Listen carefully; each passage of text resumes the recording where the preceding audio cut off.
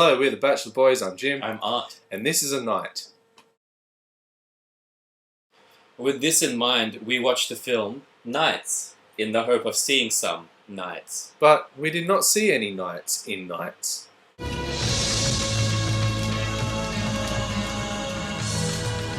Instead, what we got was a ho-hum post-apocalyptic kickboxing movie with humans and cyborgs. No nights. Where were the knights that we were promised? We demand nights. Anyway, let's do this thing. So the film is a pretty generic post-app good versus evil story. Basically, it's sometime in the future, and humans have been reduced to small, wandering nomad groups. They live in constant fear of the cyborgs, a group of evil, robotic, sex toy worshipping renegade androids who must harvest human blood in order to survive. So they're robot vampires? That's amazing! The cyborgs are led by the maniacal Job, played by the amazing Lance Henriksen, who likes to spew water from his mouth on occasion.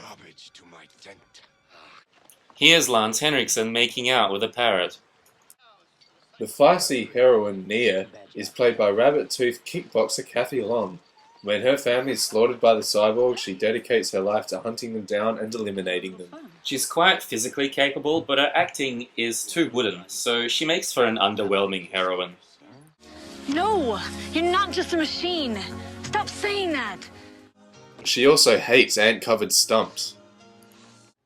She eventually meets up with gruff cyborg Gabriel, played by gruff actor/country singer Chris Christopherson, who here is a good cyborg designed to hunt down and kill the bad cyborgs. The thing about Gabriel is that he's got some kind of strange fascination with Nia that comes through in some very odd ways. No, don't touch her face. Gabriel gets blown up. At this point, there are still no knights. Eventually, Nia finds the camp of the cyborgs and proceeds to stroll in and kill everyone there, both cyborgs and their human slaves. This final act of the film is so ridiculous because not only is she this single girl just methodically killing hundreds of dudes, but it goes on for far too long. Yeah, this goes on for about half an hour.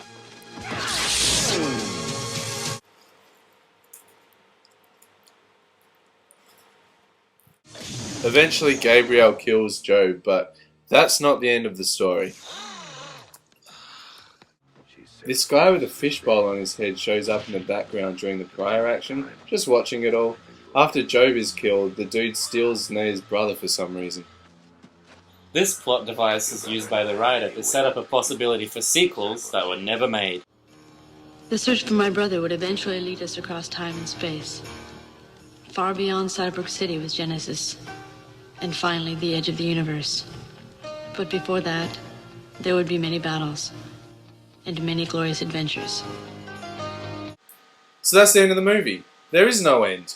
And no knights. Yep, that was a really ho-hum movie. It was a cool concept, but pulled off in such an shoddy, underwhelming way. There were a few badass elements though, mostly to do with the cyborgs. Lance Henriksen is badass. In this, his metal arm is totally badass. Here he is killing a dude. Lance controls a posse of badass cyborg dudes, who all happen to look the same. Yet, still this time our top 5 is going to be Lance's henchmen. There's this guy. This one too. Don't forget this dude. Oh, watch out for that one.